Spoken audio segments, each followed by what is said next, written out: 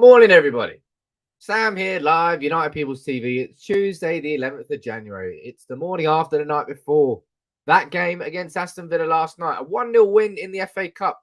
You know, on the surface, if you're not a Manchester United fan, you're not a football fan, you get told that United have won 1-0 through to the FA Cup, fourth round, clean sheet at Old Trafford. It'll be like, all right, yeah, no, okay, fine. That's a professional performance. That'll do. But last night really was anything but a professional performance for Manchester United. And we all knew that, you know, when a manager comes in mid-season, you can't expect him to, like, rip up trees and expect him to make miracles straight away. Nobody expected that.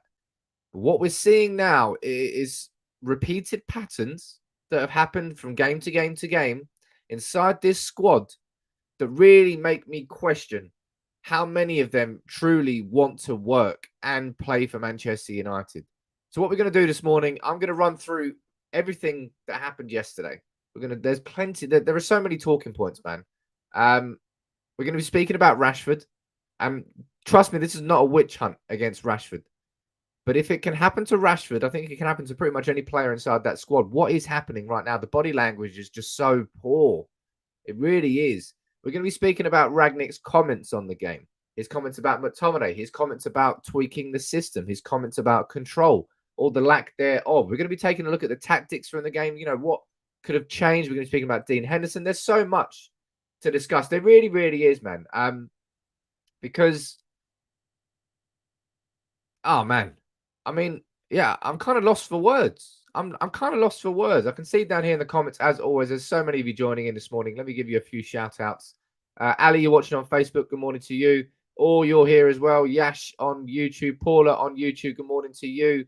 Stephen Frost. Good morning to you as well. Good morning to Alf, all the way from Norway. Good morning to all of you. Thank you very much, everybody, for tuning in. And yeah, I want this to be a really genuinely, well, it always is anyway, but let me know what you think in the comments below, because there really are. I say this most days, but I'll say it again today. I'm not somebody who's going to lose my shit. It's not really my style. I don't want to lose my shit. I don't want to scapegoat too many individuals. I want this to be reflective of the overall mood that I'm seeing in the team. But for me, Marcus Rashford last night really sort of embodied it. Because if I look at what I said pre-game, this is what I said before the game. I said there's zero excuses for any of these players tonight. Heard so many half-assed apologies from players, and I'm done with them. Rangnick has my 100% support. Dig out the weeds.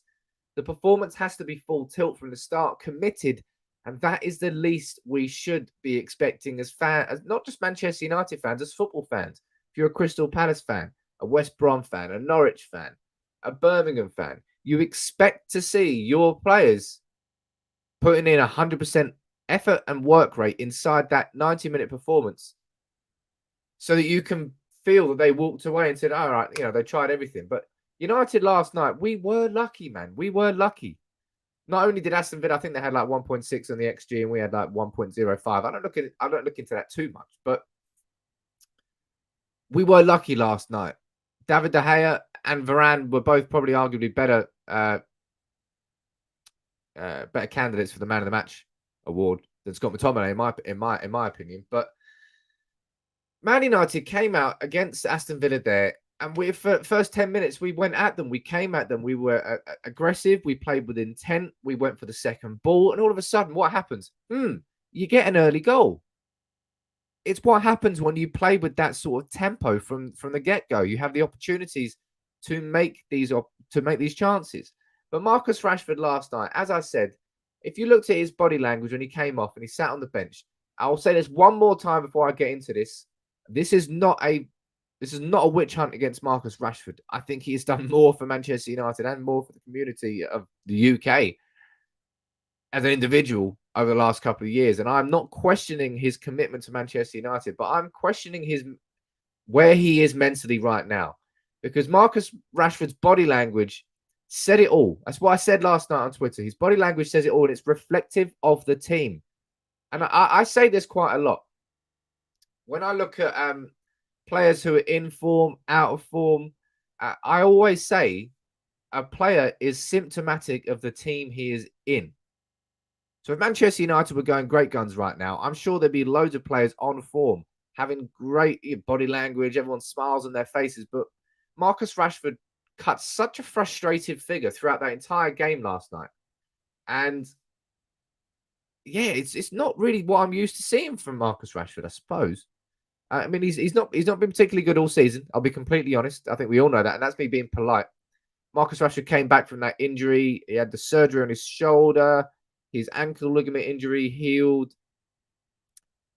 But Marcus Rashford is like those second balls. There was 2 opportunities, I believe, one where Emilio Martinez spilled the ball once for sure off a Greenwood shot, where if Rashford was like on his toes and really running in it and being committed, he probably would have got there. He probably would have got a goal. He would have got on the end of it. There was at least two occasions where that happened, but he just wasn't there. And the thing that strikes me so much about this with Marcus Rashford is the fact that he said this before the game. You go here on Twitter. When was this? This was on the 8th of January. This was 2 days ago, before the game anyway. And this is what Marcus Rashford said on Twitter. So I read something earlier that said, I've been quiet on here, but what can I say that will make this better other than showing you all on the pitch? We've all been disappointed with recent performances, and we've been as disappointed with the news coverage, questioning our commitment to not only the manager under the coaching staff, but the club. I have endless respect for both, and I'm looking forward to bettering my game under the staff at Manchester United. I'm not unhappy. I'm not sulking. Am I disappointed in some of my recent performances? Of course I am. This is the big concern that I've got here. Marcus Rashford saying all the right things there. Really, it's a message that I would say it comes from the heart. It comes with meaning. And then we saw that performance from Marcus Rashford only 2 days after saying that. So what is the problem? And I'm not just talking about Marcus Rashford. For me, as I said, I've said it one more time before anybody starts going in on this in the comments. This is not a witch hunt on Rashford. And this is not a scapegoat on Marcus Rashford, but Marcus Rashford, for me, really reflects the overall team mood right now that I can't get my head around. And I need you to let me know in the comments here. What do you think the problem is? Because it doesn't seem to be down to... I don't think this is an individual problem. I think this is a much bigger, wider problem that's affecting a lot of individuals. I just can't put my finger on exactly what that is. Right? I'm going to go down to the comments. I'm going to read a few of your comments out. See what we're saying down here. Anthony is saying, you're only as good as your worst player, but there's so many contenders for that criticism. Well, at Manchester United right now.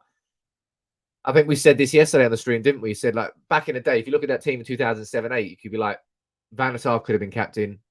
Vidic and Ferdinand could have been captains. Evra could have been captain. Scholes, Carrick could have been captains. Rooney could have been a captain. Ronaldo could have been a captain. This team now, you're scraping the barrel for captains. Really. You really are. Yesterday, it started with Bruno Fernandes. Then it went to David De Gea. Kind of goes to show where the hierarchy is. We've already had that debate about what happens if Harry Maguire gets the armband taken away.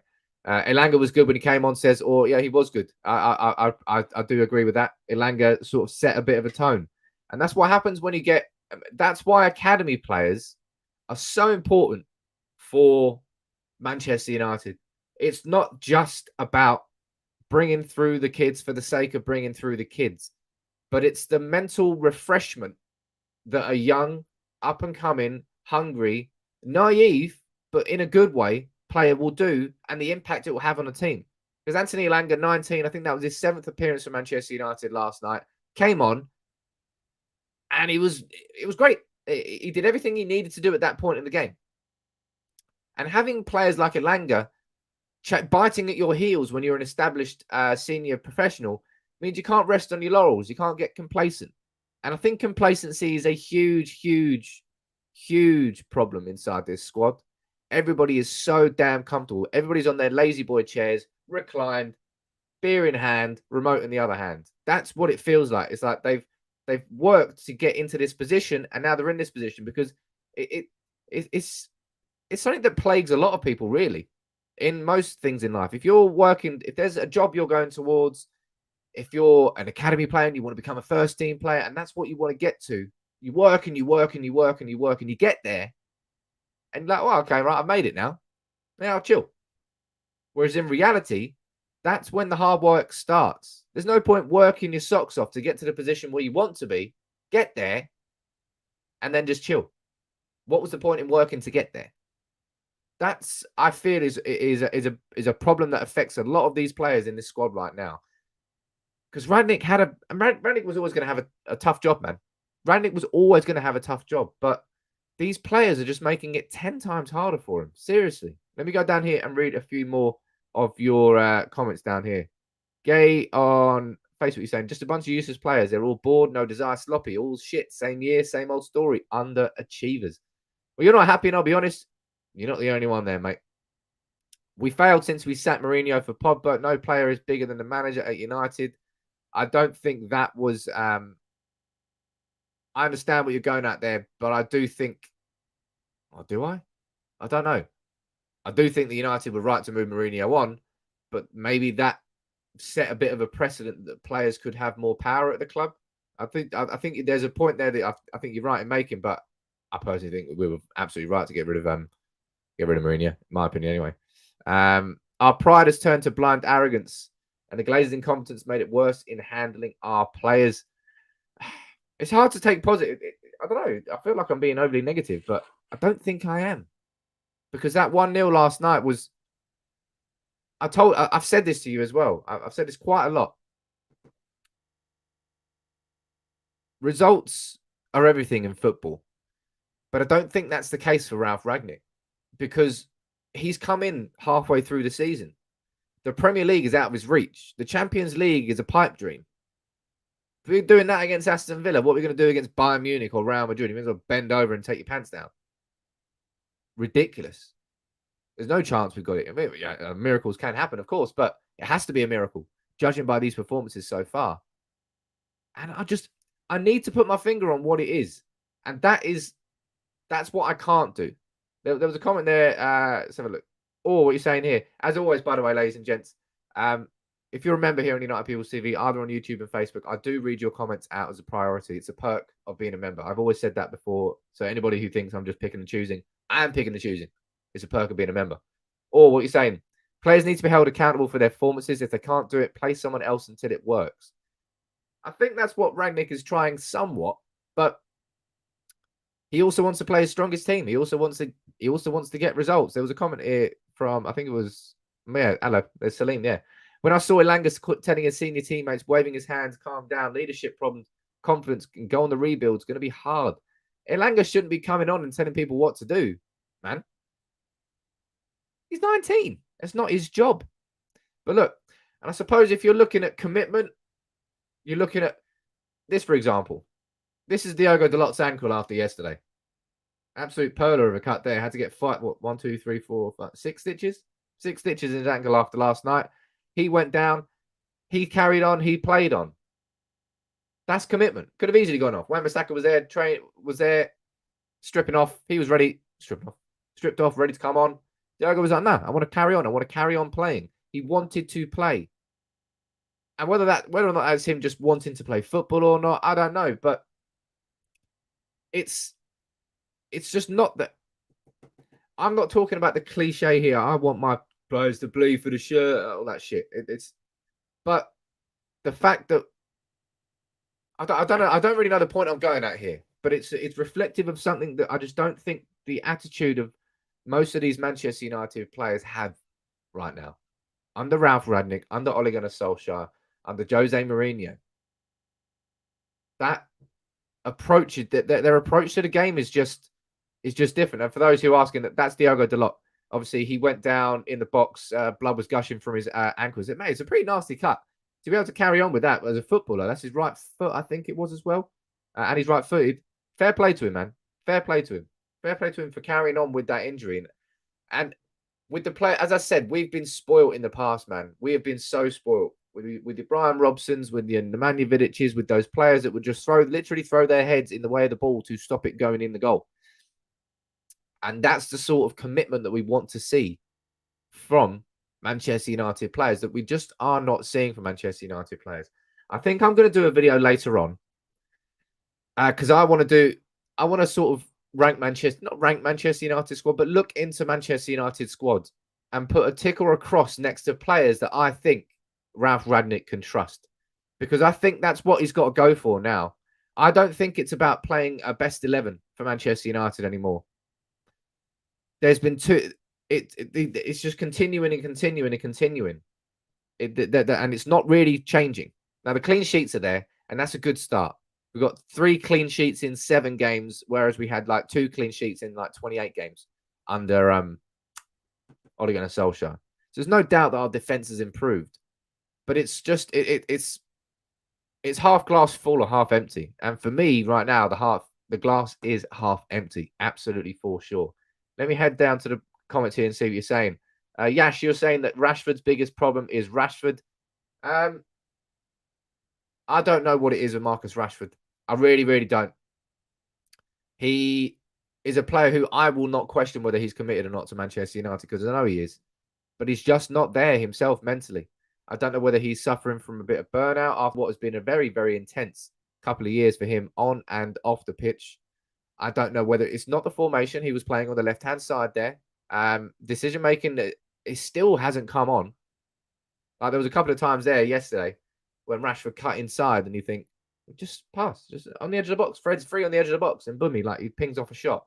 Rashford's decision-making has always been, let's be honest, pretty poor. When it gets to an instinctive decision, where Rashford doesn't really have time to think about it, that's when he's at his best. But when Rashford has time to square up to a defender and has to make a decision, I don't think that's improved enough, really. But Marcus Rashford, as I said, I'm not going to scapegoat him. It's not going to be a witch hunt against Marcus Rashford. But for me, his body language and his performance last night are reflective of the bigger problem at Manchester United. Surendran, you're asking the question here: how can simple skills like passing just disappear from the players' abilities? I have no idea, man, and that's why people are talking about Sam, the 4-2-2 formations. It stinks. It's a big problem. Yeah, cool. You can talk about the problems with formations. You can talk about the problems with starting 11s. But I said it. I said, if the players can't do the simple things properly, that's got nothing to do with Rangnick. That's got nothing to do with the formation. It's got nothing to do with the starting 11. It just goes down to the players and wanting to play. It's not wanting to play, but I just don't think they give a fuck. I hate to say it. I really hate to say it, but it's just the way it looks at the moment, and the evidence pile is mounting. Right, all these performances under Rangnick. We started with Crystal Palace, great 30 minutes. Then we sort of flagged and we sort of died off towards the end. Young boys, full 11 changes, and we got a draw. Happy days. Then I think it was Norwich after that, and we had the 1-0 win. And we're like, Jesus, we could have lost that game. And I think we had Newcastle after that because we had the break because of Brentford and all that shit. And then we know what happened against Newcastle. We could have lost against Norwich. We could have lost against Newcastle. Newcastle, I think, was a draw, wasn't it? And then we had Wolves, and that was abysmal. And then we had Villa last night. So I'm looking at these performances so far under Rangnick. That's like 5 or 6 games, and genuinely, I'm looking at a 30-minute period against Crystal Palace at the very start, and that's the only point I've really truly enjoyed watching it. Where is the problem, man? What is the problem? Because you can't even blame the formation now. Last night he switched to a 4-2-3-1, the formation that these players know and they've been playing under for 2 years. And for me, that was Rangnick's nod to saying, right, okay, I want it to be the 4-2-2, but it's just not working right now. So I think I'm going to have to switch to a 4-2-3-1, give these players a bit more, give them more rope, and hope that they can improve. And they didn't even do it with the formation switch. Oh, what are you saying here, buddy? We are also playing too many players out of position, too many square pegs in round holes. Just want to see us doing the simple things and effort. Recruit. Now, of course, a new site, but we've got 20 days left in the January transfer window. I haven't done any transfer content here on United People's TV just yet. First of all, because I had COVID. And second of all, it's because it's been very, very quiet, hasn't it? Rumours of a Dennis Zakaria bid. And anybody who talked about that looked a bit stupid because Fabrizio Romano came out like a few hours later and said there's no bid. We've obviously got Frank Kessie, who's available on a free transfer in the summer. We've got Ruben Neves we're getting linked with. I'll be covering the transfer news. Of course I will. But the bigger problems here are far more important to talk about than potential signings, because of course a signing would give us a leg up, right? But I don't think a new signing changes things completely inside this Manchester United squad right now. Anyway, Zakaria, all the dividend says yes, they chose the dividend. Oh, Jesus, arseholes. Zakaria be an amazing signing, says or. As I said, I'm going to look into it. Don't worry about that. Jibak, what are you saying here, buddy? You're saying our players used to freestyle and rely on individual talents to create moments. Now they're being told to follow instructions. Ergo, coaches are bad. Now, I don't think that's going to be a popular comment. And I'll be honest, I don't think it should be a popular comment, Jibak, because all these players complained about was the fact that they weren't being coached. They complained and complained and complained about the fact that they weren't getting enough instructions tactically, and they wanted more from the coaches. So I'm not going to, a few weeks into it, all of a sudden start saying, the coaches are problems. We need to let these players freestyle and rely on it. No, I don't want to let these players freestyle and rely on individual moments to win games. That's not how you win titles. City have a system. Liverpool have a system. Chelsea have a system. Week in, week out. Similar performances. Not always the same results, of course. That's football. But systems. And that's what Manchester United need. And that's what Rangnick is trying to start doing. But look, if we can go over here, what I'm going to do now is I'm going to head down. I'm going to head over to read what Rangnick said after the game, taking a look at the tweaks that he made about that performance. And what you're saying here. You're saying, sorry, but right now, I think anyone who is brought into this team will be dragged down to our crap level, not the other way around. And that's a really important comment there from Ant, because I do tend to agree with that. As I said, players are symptomatic of the environment that they are in. So you bring Ralf Rangnick, a man who's very astute, a man who knows how to coach teams, and you bring him into Manchester United right now, and he's struggling, and he's looking like a bad coach. Does that make him a bad coach? No, it does not. But it means that the environment that he's walked into is extremely tough. You bring Amadou Haidara, for example, I think would be a great signing for Manchester United. You bring him into this Manchester United team that doesn't press, it doesn't do anything. Is he going to all of a sudden turn into a terrible player? I don't think he'll turn into a terrible player, but he will become symptomatic of a team which doesn't press. His natural game will be muted a little bit. Any midfielder's game will be muted a little bit. Unless they're a Bruno Fernandes type character and they can come in and are so powerfully charismatic inside that dressing room and with the performances, they can drag everybody up. That's basically what we need, is a Bruno Fernandes central midfielder signing in January. Remember when we brought him in January, it was like, oh God, what is going on? What is going on? What is going on? Bruno came in, we were like, oh my God, I love football again. Football is great. Look at United. All right, everything's great. That Bruno had that ability. I told you, there's different types of players. I've said this before. Paul Pogba Bruno Fernandes is the player that was able to drag Manchester United out of the mud and bring us back to a level where we can start thinking about building. Paul Pogba was never that player, but Pogba, I hoped, was that player that when we reached that point, he was a player that was going to make our ceiling go that much higher because the quality was there. Paul Pogba was never the player to bring us out of the mud. Bruno Fernandes was. We need that in midfield, right? Who is that? Who's going to be capable of doing that? That's effectively the position that we're in. Bagel FC. Marcelino, how you doing, buddy? Nice to see you.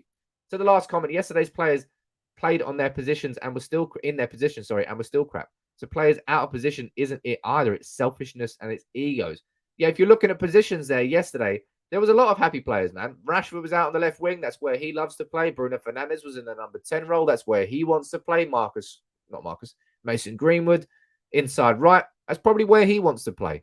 Cavani up top. It's where he wants to play. Fred and McTominay in midfield. That's where they want to play. I would say yesterday, players played in the positions they wanted to. Jibak, what are you saying here? I mean, the coaches are bad. Okay, my bad. You mean the coaches are bad in the players' eyes? The players can just get binned, man. The players can get binned. There's no... The player's opinion does not matter anymore. Does not matter anymore. It's all about the manager, listening to the manager, listening to the system and implementing this system. And you're professionals. You are supposed to be professionals. And what we are seeing is anything but that. Benito, okay, that's an interesting comment. Again, you get it all wrong. They are simply tired of high-intensity training. They never did it before. The body needs time to adapt. Now we are seeing a lack of thrust. Benito, we haven't seen anything apart from that 30. So you're saying after that 30 minutes of pressing against Crystal Palace that we can warrant... obviously, Young Boys is different because Young Boys was a completely different level. But we can excuse the game against Norwich. We can excuse the game against Newcastle. We can excuse the game against Wolves. We can excuse the game against Villa. 4 full 90 minutes over like a 6-week period that we can sort of forgive and forget because the players are getting used to it. Nah, no, absolutely not. I do not think that whatsoever. Of course, there's an adaptation period, and we saw it under Jurgen Klopp. Tuchel was a bit of a different. It just worked. It worked. The environment was there for success to come straight away for Tuchel. The environment there was just not there at Manchester United. These players were just not ready to win. The mentality is a big thing. Huge thing. I mean, I'll tell you what, Sasha Lensei's door must be getting knocked every 2 minutes at Manchester United. We need more than one sports psychologist to come into this, because it's an environment which is just, it's a hostile environment, I would call Manchester United right now. It's like success is the enemy. Good football is the enemy. And the players are fearful. I don't know whether it's the players scared of failing, whether it's the players scared of their own abilities, whether it's the players scared of hard work, but there's fear. There's a lot of fear inside this Manchester United team. Fear of failure, fear of working hard, fear of just about everything. It's bad. It really is bad. As I always say, by the way, it's an interesting conversation like that. I try to make these conversations as interesting as possible and as insightful as possible. I mean, I'm a United fan as well. I want United to succeed. I want every one of these players to succeed. I want Rangnick to succeed. I want us to be playing sexy, Joga Bonito football. I don't want to talk negative. I'm bored of it, man. We've had like 8 years of up and down and more downs and ups, let's be completely honest. I want United to get back to the very top. And to do that, you have to assess the problems. You can't just ignore them, cover your eyes and say, let's ignore that. We won 1-0. It was a clean sheet. It's all right, on to the next one. You have to assess what the problems are. And I'm sure Rangnick is doing that as well. And if we look at what Rangnick did for this game, of course, there were some changes. He definitely made some changes. But it didn't bring, in my opinion, the desired effect. Look at that. My namesake. Big up Sam Carlisle joining. Where are you watching from, Sam? I'll try and give you a shout out. Or you're right there. Smash a like on. As I said, look, it's free, everybody. If you want to smash a like, genuinely, it does help the channel. As I said, it's been a very rough couple of weeks for me personally. So give me a sympathy like, if you would. Come on in. Look, let's go down here. This is what Ralf did in terms of the changes of the game, and then we're going to run through his comments about the game as well. Let's go down here. After 2 clean sheets, this is the stat I just said there. After 2 clean sheets in 25 games under Solskjaer, United have got 3 in 7 under Rangnick. But that control, we're still missing that control. Now, for a lot of you, let me know what you think about this in the comments. Do you think that control revolves around having 3 in midfield? Because we'll go down in the comments, we'll read about it, we'll go into it in a bit more detail. When Donny van de Beek came on for those last 20 minutes, we did have more of an element of control. In inverted commas, because it wasn't mind-blowing, but we did have a little bit more of a grip on the game because Aston Villa weren't just dominating the midfield, because Scott McTominay and Fred, I don't think they can ever control the midfield. They can play in midfield, and they can do midfield positions well in certain regards, but when it comes to control is not something that I think McTominay and Fred will ever bring in midfield, ever. Rangnick had 4 solid days of training in the build-up to the tie to work through different systems and personnel. His decision to switch to the 4-2-3-1 system favoured by Solskjaer was a recognition that the progress he wishes to make with this group of players might have to start on a familiar footing. And that's what I'm saying here. Rangnick has thrown the players a bone there. I said in the build, I said, no, man, just Rangnick, stick to the 4-2-2, man. I don't care what people say. It's your system. But it's saying that, he has used a 4-3-3 at Hoffenheim. He has used a 3-4-1-2 at Leipzig. Rangnick is not a man, and he said this before the game. Did you see the interview that he had with Gary Lineker before the game? He said, a formation for me is just a means to an end.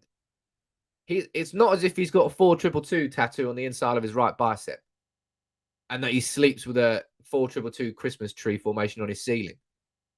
He's not loyal to the system. He's loyal to the concept of counter-pressing, whatever that system may be. And yesterday, he went for a 4-2-3-1, I think, as I said, to throw the players a bone. Okay, let me give the players a system that they're more comfortable playing in. Let me give the players a system that they're more comfortable understanding. Maybe if we stick to that formation and we then maybe simplify the pressing system, maybe they'll be better. But they weren't. Even when we switched to a 4-2-3-1, the same problems are there. This is what I'm saying, man. You can't talk to me about the formation being the problem. I don't think you can talk to me about the players and the starting 11 being the problem. The problems go so much deeper than that. And it's terrifying. It really is terrifying, I think. Because where do United go? How far away are we? You look at this squad. Mate, going into this season, I swear on my life, I was like, say it quietly, but we've got a chance of winning the Premier League this season. How wrong was I? My word. So wrong. Sean, you're saying, I agree he should stick to his formation. I think he should as well, but as I said, he threw the players a bone yesterday. Switched to a 4-2-3-1 with the intention of hopefully getting more out of these players. Simply did not get that. Yash, you're saying put a DM behind Fred and he improves automatically. He does this for Brazil with Casemiro off Fabinho. Absolutely. In the same concept as put a DM behind Scott McTominay and he'll become a better player. Scott McTominay, again, is a player who everybody seems to, I don't know, scorn. But for me, in my opinion, I don't really think you're pointing the fingers in the right direction. Scott McTominay is a player with limitations. I'm not saying he's going to be incredible, although I'm going to go into some comments. Actually, I'll bring this up right now, seeing as we're talking about Scott. This is what Rangnick said about Scott McTominay yesterday. He is an academy boy. His energy is amazing. He now starts scoring goals and also with some leadership skills. I wouldn't be surprised if in a couple of years he would be the captain of this team. A bit like scraping the barrel again when it comes to Manchester United captains that we're talking about. Scott McTominay is a captain, but it comes down to player trust and player performances, and Scott McTominay has done that in the last few weeks when not that many other players have. And I'm not saying he's great because, trust me, he was absolutely gash against Wolves. And I don't think he was incredible last night. He scored a goal, yes, but that element of control was not there, and I don't think he'll ever bring that. Sam, need your opinion. Every time Mason got the ball, he put his head down and looked to score. Never once did he look up and support around him. It's the same way that Marcus Rashford, his decision-making isn't incredible. I think Mason Greenwood does have something to learn there. Part of me likes it because I want my strikers, I want my attackers to be selfish. But at the same time, that only goes so far.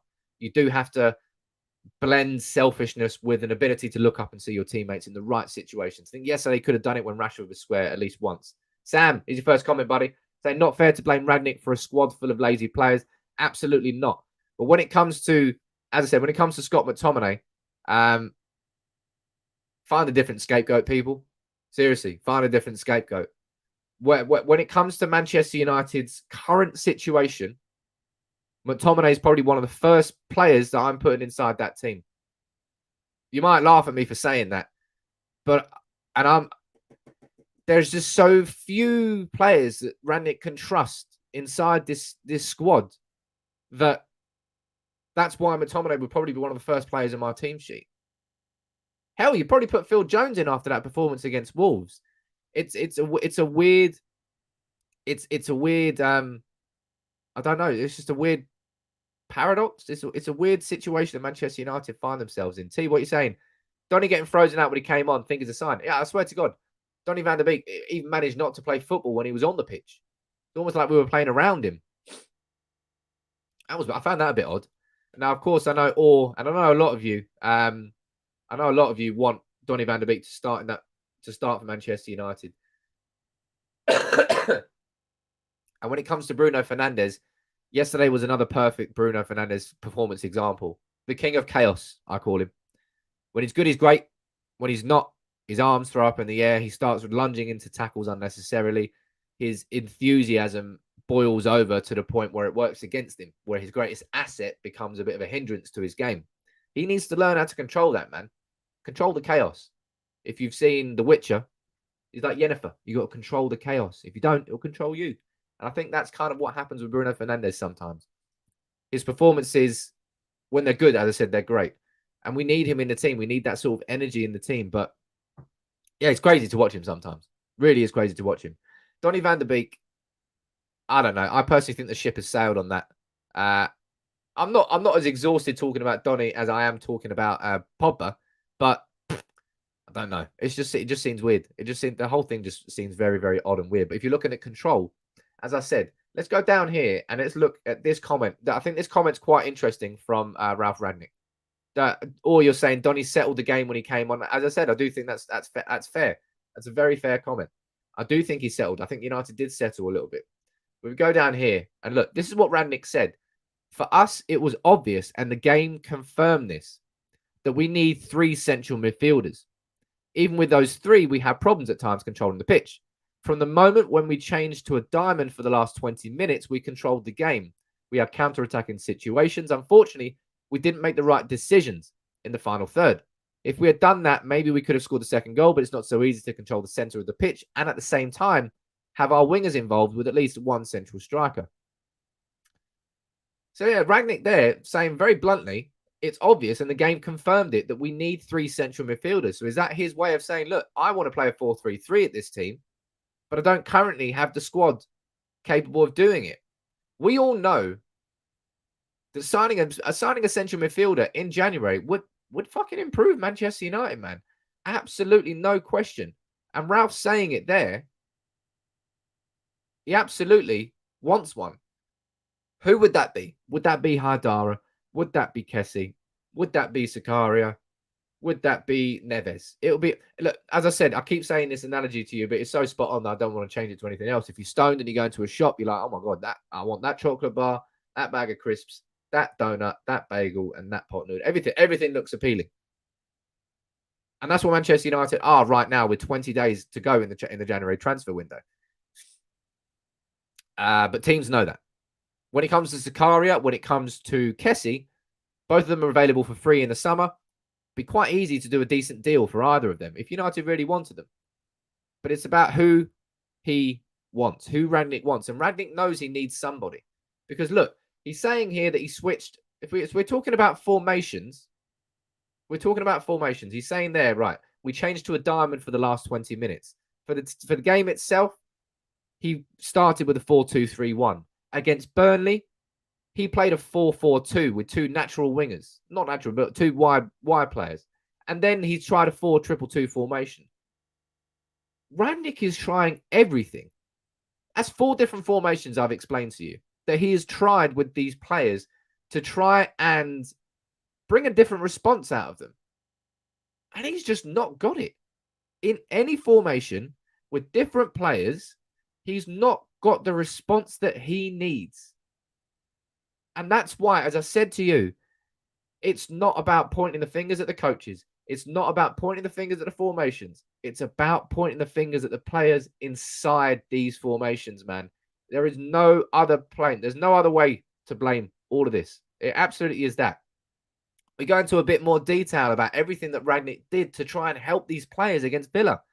Rangnick simplified his instructions on how to press Gerrard's side and added detail on what he wanted from his players in possession, an aspect that some in the squad felt was lacking before. Well, same problems existed. Rangnick, together with coach Chris Armas, this is an important bit here. Look, you're saying that you're talking about the coaches. The coaches are doing everything they possibly can to help these players. Rangnick, together with Armas, repeatedly went over the plans with the team to make sure everybody understood their responsibilities, and it produced United's most creative display with 9 shots on target. The fact that that was Manchester United's most creative display under Ralf Rangnick is like, really? Really? We might have had more shots on target, but that control is everything. Control is everything. When it comes to watching a football game, watching your team play football and coming away from the game and thinking, you know what? Yeah, man. United were good that game. All comes down to control. All comes down to who, and it's not necessarily about having all the possession. Possession doesn't equal control. Ask Louis van Gaal. We all fucking remember that. United were the kings of possession. Like 65% possession every single game. Would you say we were in control of the game? No, you would say the opposition's defense was in control because we couldn't get past them. We had no attacking threat. Control isn't simply about having the ball. Control is about controlling where the football is being played on the pitch. If you've got the ball at your feet, you can play it around your defense all you want. Does that mean you're in control? No, it does not. Control is when you can play it through the lines and play it patiently. Like watching Aston Villa. Sorry about that. A little drink. Watching Aston Villa in their build-up yesterday, they were doing lovely, neat triangles, lovely, neat passing, playing through the lines, patient build-up. I was watching Villa going, oh, shit, they're going to get a chance here. They're going to get a chance here. And they created some very, very good chances off the back of it. United, as Laurie Whitwell was saying down here, when we attacked, it was this. Fast and simple. United are like, I don't know, some virgin doing missionary for the first time. Bang, bang, fast and simple. Get out of the way. Boom. Aston Villa were doing some Kama Sutra football against us by comparison. Matt, you got a comment here that's sort of come out. Ant and Matt saying Basuma is a beast, CDM, Kessie's a beast, box to box. Those two control it all. Then Bruno's free to do his thing. And Matt, you're saying the control is a CDM. It's definitely part of it, man. We don't have a CDM. We don't have that CDM. When it comes to Manchester United doing fast and direct attacking, it's because you can't confidently play it out from the... Like Varane yesterday was so much more confident, wasn't he? So much more confident.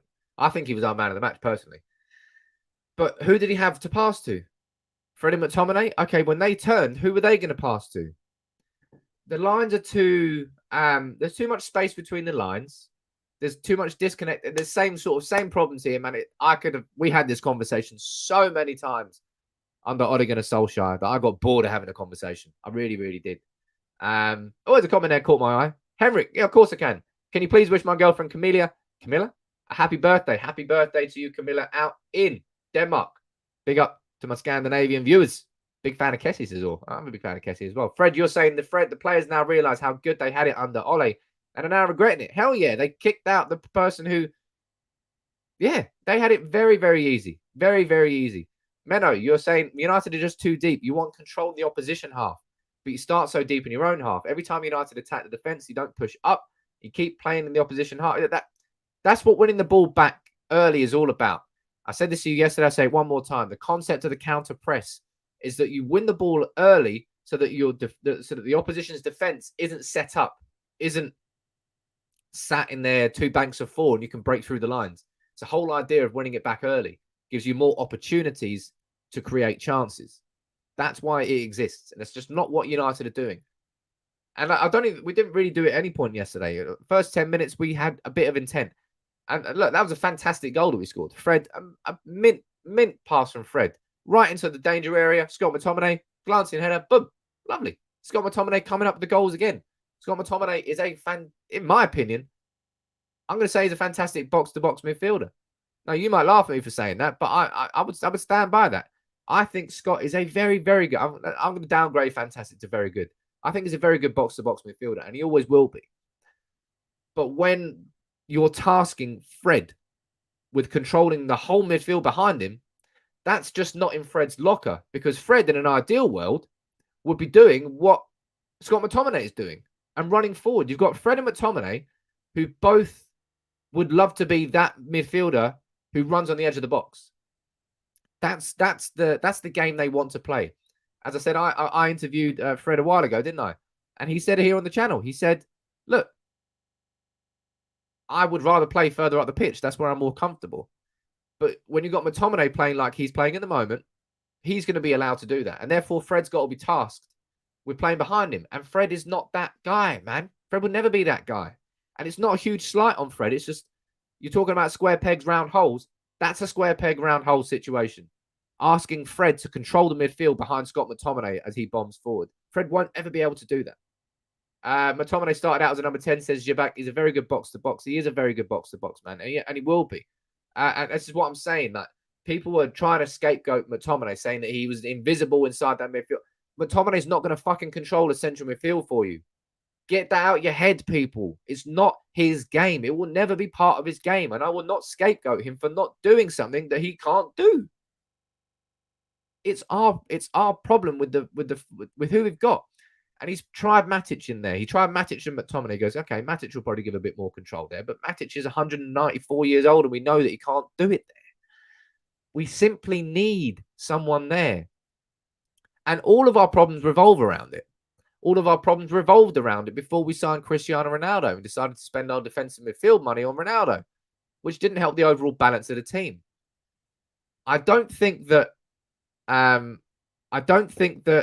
signing a defensive midfielder is going to solve all of our problems. But I do think it's going to give Ralf Rangnick a far better chance at establishing his system, at establishing what he wants at Manchester United. Because I just don't think he can do it with this current midfield setup.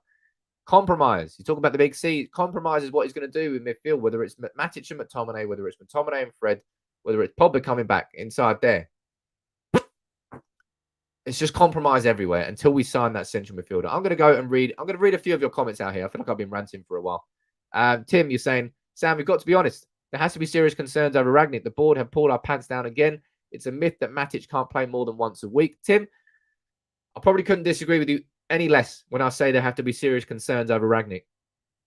I'm not looking anywhere near our coaches, our manager, or our coaching staff. I'm looking firmly at the players only. Rangnick is here on an interim basis. He is here to do a job between now and the end of the season to make this squad as capable as possible for whoever comes in, hopefully Erik ten Hag. That's his job. And he's trying to get rid of the culture and the issues and the attitudes that were there before under Solskjaer and change it mid-season. Getting to know the players whilst also preparing players for games. It's not what managers normally do. They normally got a pre-season to get all the pleasantries out of the way, understand the players, understand the squad, start to implement the systems in a more relaxed environment. It's not a very relaxed environment at all right now. But me, I'm not criticizing Rangnick in any way, shape, or form. You can have a go at his formation. You can have a go at his starting 11s if you want. I can see that the problems are far, far bigger than that. So I won't be looking anywhere near Rangnick for an issue at the moment. Matt's, you're saying Ronaldo's not the problem, but the problem is signing him made us not sign a CDM. Matt's, yeah, you're spot on there. You're absolutely spot on. Ronaldo is not the problem. Ronaldo has never been the problem. But the fact that we chose to invest our money in buying a second car when we haven't even got a house, sort of thing. That's kind of what we did with Ronaldo. We needed to get that signing which balanced the whole squad. It's all about unity. It's all about you want to get the scales out. It's all about the balance, and we didn't do that by signing Ronaldo. It was a great signing, of course it was. Ronaldo came back, man. It's Ronaldo. It's Ronaldo. But we needed a central midfielder. We know we needed a central midfielder. Because look, if we were to do this quickly, right? If we were to head over to here to the tactics board, and we were to go here, and we saw Manchester United, we saw where the problems were yesterday. I mean, they were kind of everywhere. I would say Bruno didn't help really. Bruno. Oh, that's a good point. Actually, you can sleep in a car, says all. Maybe that was a bad comparison. Bruno, he's just, as I said, chaos is the best word you've got to describe Bruno. Really, McTominay and Fred will never really properly control that midfield ever, because what happens when McTominay goes forward like that is Fred drops in. You're expecting Fred to control all of this. That's not part of Fred's repertoire. That's not what Fred does. If you were to replace Fred there with someone like, I don't know, Ruben Neves, you'd have a hell of a better chance, because Ruben Neves can just run sideways.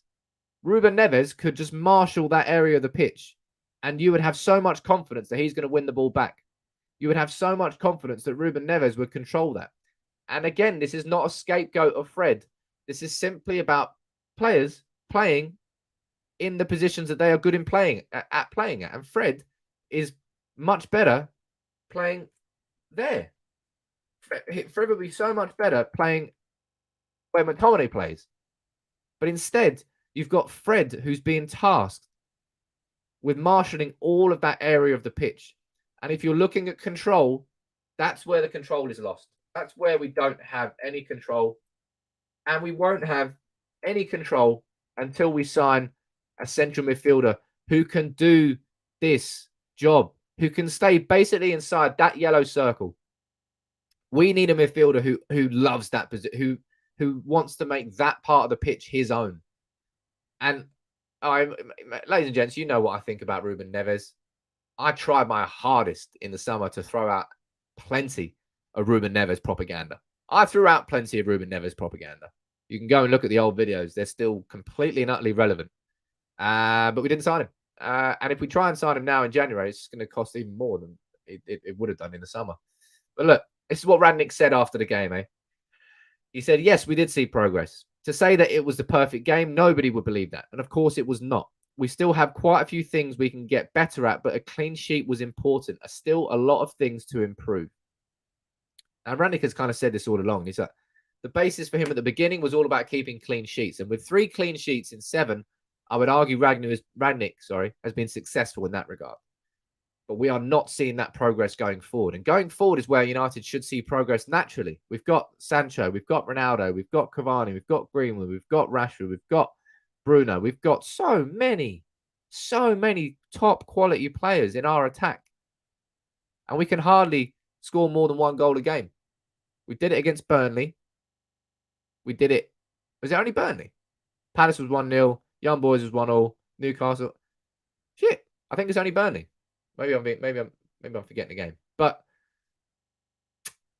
Manchester United are just a barrel of problems right now. Barrel of problems? Has anybody ever said that? I don't think anybody's ever said that. But I don't know. I don't know how to fix it. Can you please keep firing in your comments and your opinions? Look, if you want to support the channel, I'd really appreciate if you dropped a like on the video, if you subscribe to United People TV if you're new, and if you would send in a super chat as well. I always read out your super chats.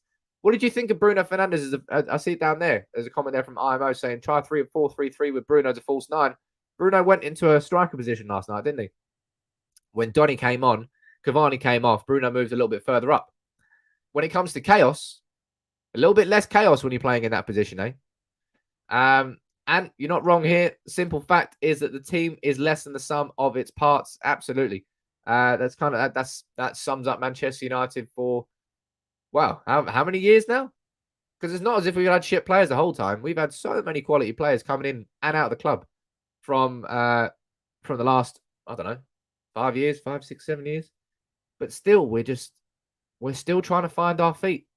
It's like a kid trying to take the stabilizer off the bike. We've had a stabilizer on since 2013. And no matter how close we get to taking those stabilizers off, we can't get to take the stabilizers off.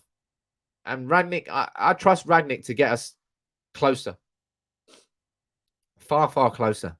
But as I said, my expectation going into the start of the season was that, oh my God, we might actually win the Premier League this year. I was completely wrong there. Let me read a few more of your comments out. As always, keep firing in your comments, ladies and gents. Sam, what are you saying, sir?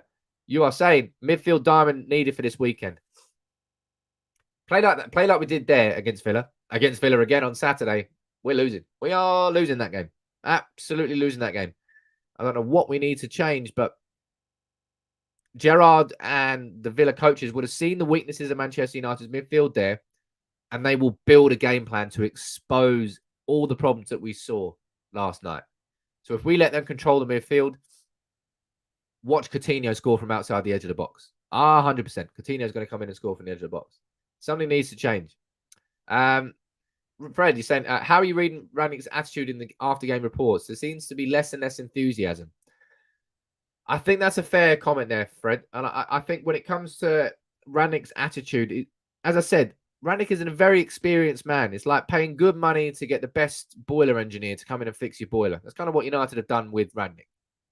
He's done it before. It's not his first rodeo. He's done it in Germany. He's done it in Austria. He's done it at board level. He's done it at club level. He's done it at coach level. He's done it at every single level. He's got experience. He's seen it all before. Has he done it at a club of Manchester United's size before? No, he hasn't. But yeah, I think he's definitely losing a bit of enthusiasm. As I said, he started with a 4-2-2 formation. The players moaned. He went to a 4-4-2 against Burnley. We won 3-1. Still, we didn't really control the game. Wolves, we were abysmal. We lost the game. Then we tried a 4-2-3-1 last night against Villa. That wasn't working. We switched to a 4-4-2 diamond in the second half. That didn't give us the control. Rangnick must be sitting there going, what the fuck do these players want? What do they want from me? They want tactics? I'm giving them tactics. They want instructions? I'm giving them instructions. They want the pressing instructions? I'm giving them more pressing instructions. You want simplified pressing instructions? I'll give you simplified pressing instructions. What more do they want other than a blowjob? Seriously. Rangnick is given... That's what I'm saying about... I'm not going to be the person to point the finger at Rangnick here. He's giving all these players so much leeway. He's giving these players everything they need. Any problem they have, he's giving them solutions to them. But still, they are not sorting it. And it comes down simply to approach, attitude, and application. We did it, right? In the first 30 minutes against Crystal Palace. After one training session under Ralf Rangnick, the team looked organised, drilled, and ready to go. And that's because the 4-2-2 formation is not that different to a 4-2-3-1.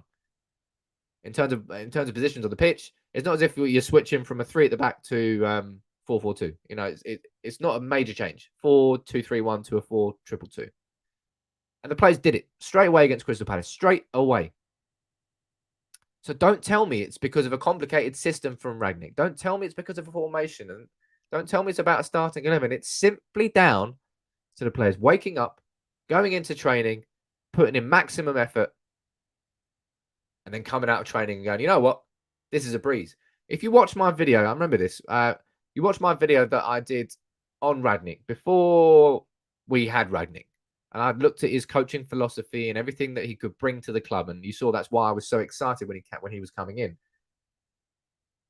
He said that he likes to overwork his players in training because if you bring the mindset to the players that training is that much more difficult than the game, then by the time that the match comes around, the players would find it a little bit easier rather than the other way around. You'd rather they hate training and enjoy game days than love training and hate game days, right?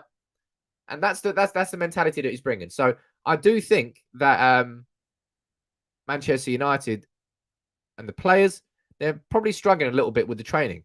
And I do agree with the previous comment that, of course, there's going to be teething problems.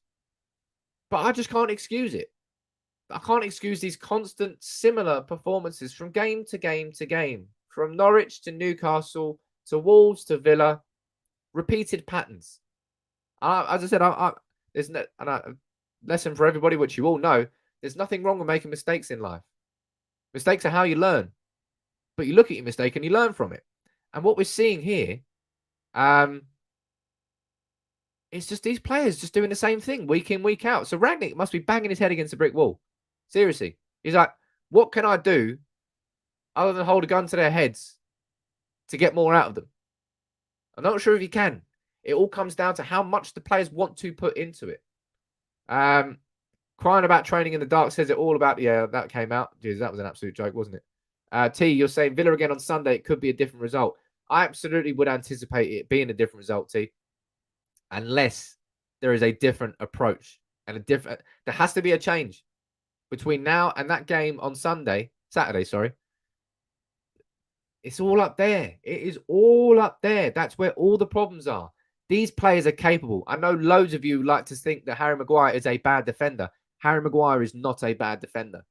I know loads of you like to think that Scott McTominay is not a good midfielder. He is a good midfielder. I know loads of you would like to think right now that Marcus Rashford is not a good player. He is a good player. It's all up there. And that's why it's so hard to put your finger on it. It's why it's so hard to come with a solution to the problem. Because a problem like that is not something you solve overnight. A problem like that is something that it's like having a knot in your back.